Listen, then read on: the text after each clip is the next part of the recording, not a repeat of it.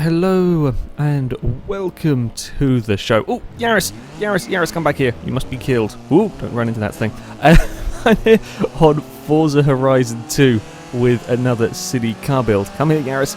Ooh, got you. We have today the Mazda MX-5 Miata. The reason why I'm using this car more than anything is I'm trying to find a vehicle that has a more interesting engine than the 6.2 litre V8. Everything has that damn engine in here near enough. All the cars that I've looked at building have all had exactly the same engine. So I'm going to go for a bit of variety in this one because this does have a cool engine option. We want to go to garage and then upgrade. We can put the 6.2 V8 in here if we wanted to. In fact, I think we can put an inline. Yeah, we can have a Civic engine. I think that one is, or we can have the 6.2 V8. But this is the interesting one, the quad rotor engine from a Mazda 787B. Now, on Forza 5, it only gets just over 700 horsepower, which means that the V8 may well be a more powerful option, but I'm going to go with the quad rotor for this because it sounds incredible. And yeah, I wanted a different engine to have a play around with. We're going to keep the car rear-wheel drive, which could be interesting. On here, it's what was it we had on again on Forza 5? I'm pretty sure Husky built one of these for a very early challenge we did with a quad rotor engine in it. And it was four-wheel drive. When he made it rear-wheel drive, it was very difficult to drive, and that could be a problem because this is going to be a very small and very light car. It could be quite twitchy. Generally on Horizon 2, cars have been easier to drive. They're a little bit more forgiving, so we may get away with that. It's a very long splitter. Normally they're just like sort of little diddy things. That is a really long splitter on the front of the MX-5. Okay, tyres, well, we're not quite going to have full-on slick tyres for this because, you know, this is a game based on driving around proper roads and stuff. So we do have these near slicks. They're not quite tyres for the car. Tyre width, well, this could be quite important. They're all right-sized tyres on the front. We could do with some huge tyres on the rear, like the Mercury Coupe had. This one is certainly nowhere near as big as the Mercury, but they're passable. I'm hoping, anyway. I don't really know quite what to expect from this. We'll stick all of these parts in. Gearbox could be quite useful. Just watching the weight go down, and I'm worried about it getting a little difficult to control, difficult to deliver the power to the road. Yeah.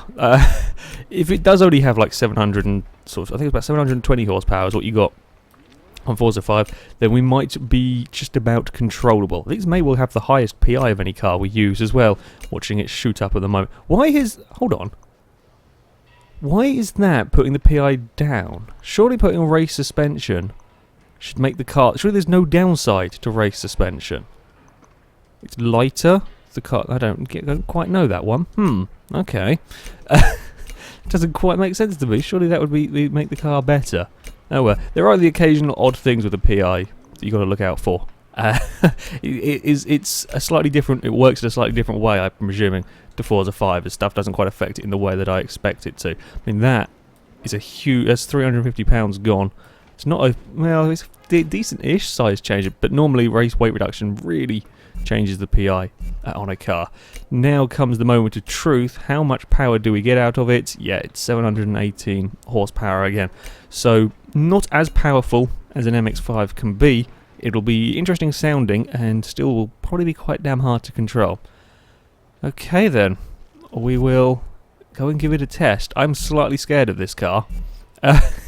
In all honesty, I mean, the Mercury had huge tyres and was pretty damn big vehicle in general, so it wasn't likely to be twitchy. The Ford Capri is a much bigger vehicle than this one. Size-wise, was a bit heavier. I fear this could be a little bit twitchy. We want to go to, here we go, Rivals, Cisteron, and we are using our normal test track. We are in S2.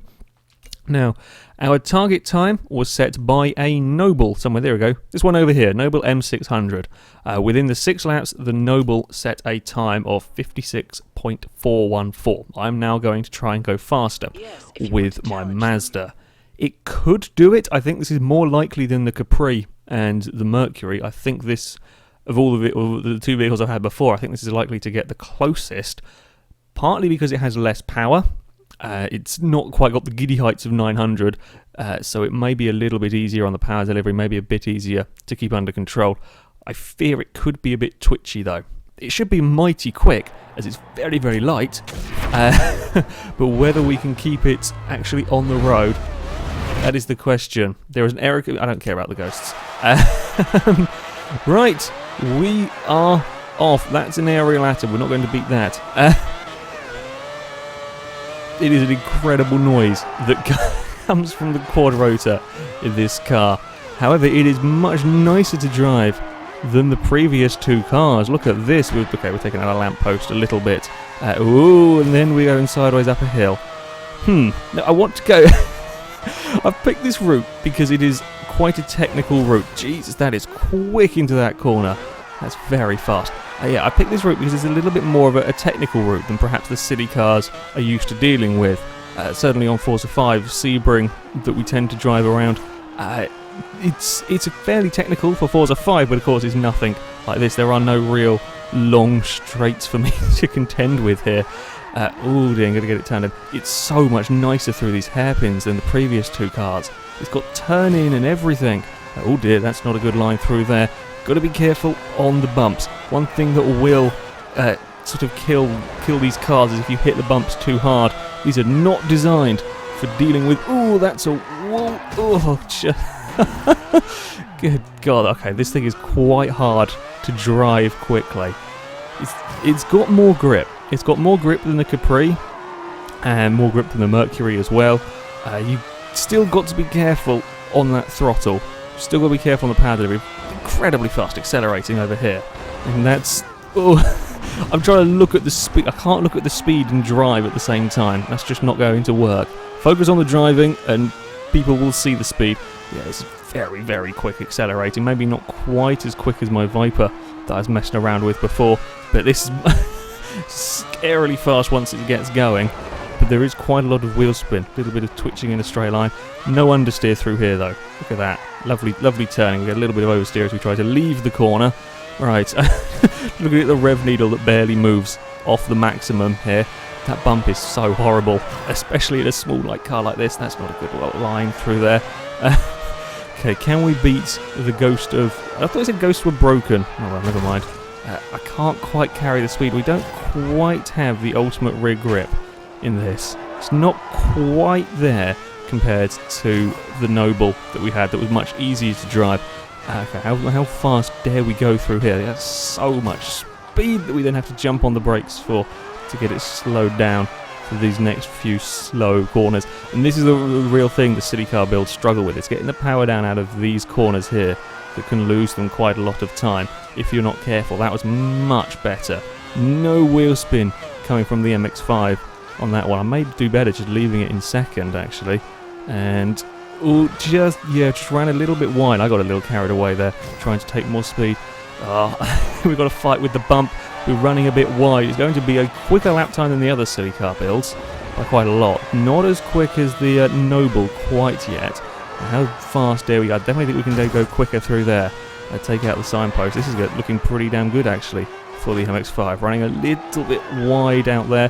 I'm determined on this not to try and shortcut the track. Yeah, that is my rules for these city car builds. Not to take any shortcuts across the track. I'm going to stay on the road as best that I can. I mean, if I make a mistake and go off the road, well, it's not going to be a quick time anyway, so it doesn't really matter.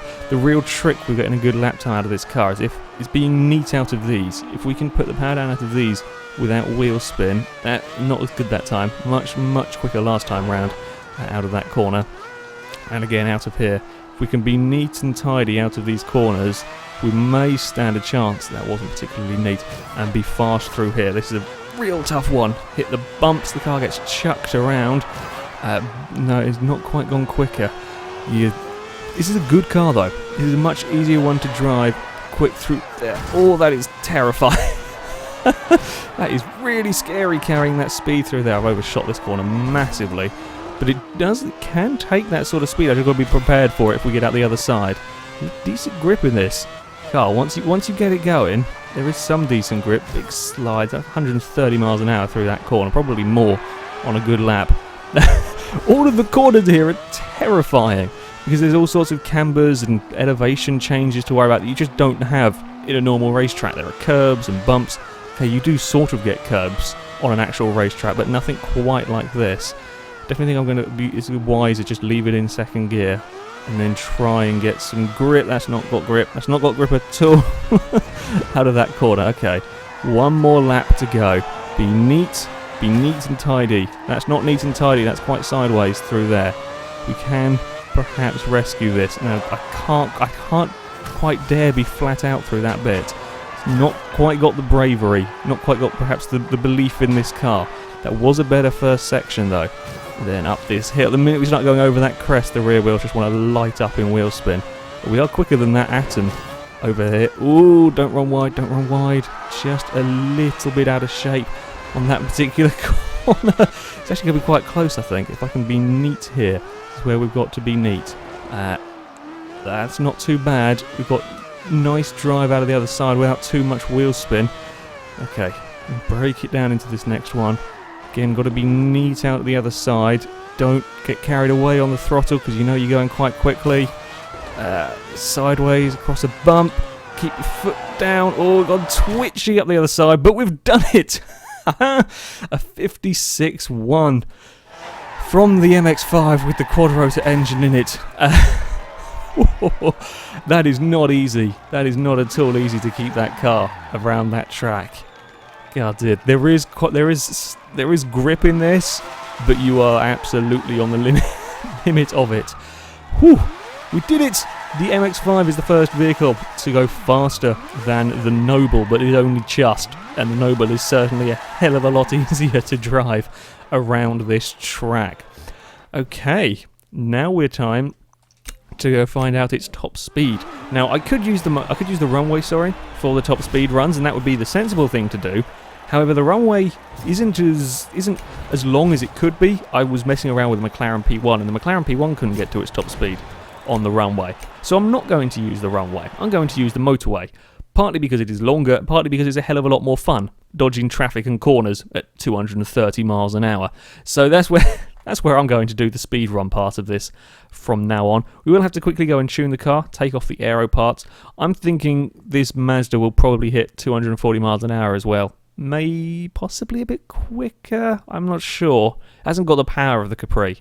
So I'm thinking maybe 230, 240 is probably... Oh, we got a spin... We may as well do this while we're here. Can we get something interesting now that I'm filming? Every time, apart from that one Mercedes I got in the first video, I've never got anything interesting when I've been filming. 110,000, that's not too bad. Right, we can't tune the car from here. We want to go jump back in here quickly, and that's not quite where we want to be going. We're going to plumb up here. Whoopsie. I forgot forgot quite where we were. Whoopsie. We've got a little bit too much of oversteer there. That's where we want to be going. Into there, into the Horizon Hub. Then we will take off the aero. We'll take off the downforce, I should say. There we go. Garage, tuning. Come on in. What does it reckon we're at the moment? 213. Oh, not particularly quick. Now I might need to just slightly tweak the gear ratios a little bit to give it a better chance of getting to a higher speed. What are we like on gearing? 219 again. It's not. Now, are the gears too long? Looking at that graph, the gears may be a little too long. What do we got if we do it like this? 219. No, I think 219 is about all we're going to get from there. What about if we go really mental on the gear ratios? It's 219. That's all we're going to do with this car. There's no difference. Okay, well we'll stick it somewhere about there. Sure, that seems sensible enough. Oh no, wait. Fine. We want 219. Okay, so we're going to wait for it. 220. Oh, look at that. Can we get even more speed? Come on, Mazda. Can we correct more than 220? Probably not. No, there. Okay, well, if we can get it to the downhill section, we may still get... Oh, sorry, it's going to be close enough. Once we start going to do the downhill bit, we may actually end up getting 220 out of it anyway. That's where we got like 245 from a Capri that should only do 240. That's the other advantage of doing things on the motorway. It does actually go downhill at one point. Okay, and the motorway in question, we're going to start all the way over here. And we will snake our way around. We'll probably not end up hitting our top speed until like down... Well, I think this bit here is downhill. where we did it in the Capri. Yeah, it's quite a big run up, but it's mighty scary driving at 200. Well, in this case, it'll be about 220 miles an hour with traffic and corners, and probably not a lot of rear grip anymore. Taking off the aero certainly won't have helped with this car's level of grip. It's an interesting challenge driving these very quickly on the motorway. I do quite like it. I do like the challenge. Okay, we are here on the motorway. Let's spin it around. Let's go and see what the MX-5 can do. Why are you in the middle of the road? God damn. I've got to be aware of driver tars. Last time we did this, my own driver tar tried to kill me. So yeah, we've got to be aware of them. This does pick up speed pretty damn rapidly. Up to 170 miles an hour already. Oh god, it's getting a little bit twitchy at these sorts of speeds. We're going to crack the 200 mile an hour mark very shortly. There we go, that's 200. Can we take 200 miles an hour through this corner? We kind of can. Oh, that bump killed it. Got to be aware of the bumps on here. Really got to be very, very careful with those bumps. Hitting the bumps, especially in a very light car like this, easy to throw it into civilian traffic. Sometimes you get away with it if there are no cars around you. In that case, I certainly didn't. Okay, dodge through these. I think this motorway is a little bit easier on the speed runs than motorway on the original Horizon. It's a bit wider. There's more lanes for traffic. Why is there grass in the motorway? That should not be there. Oh, dodge the Fiesta. Just did it. But we're shrugging off speed doing that. We don't really want to be doing that too much. 210 miles an hour. Okay, we're not going to do that corner either, are we? We don't quite have the quarter ring grip I was expecting from the MX-5. We've shrugged off a bit too much speed through there. Okay, got to be careful with these corners. They're tight. I was just thinking, oh yeah, we'll be fine. We'll just go flat out everywhere. But no, you got to be a little bit more careful on these. It doesn't quite have the grip.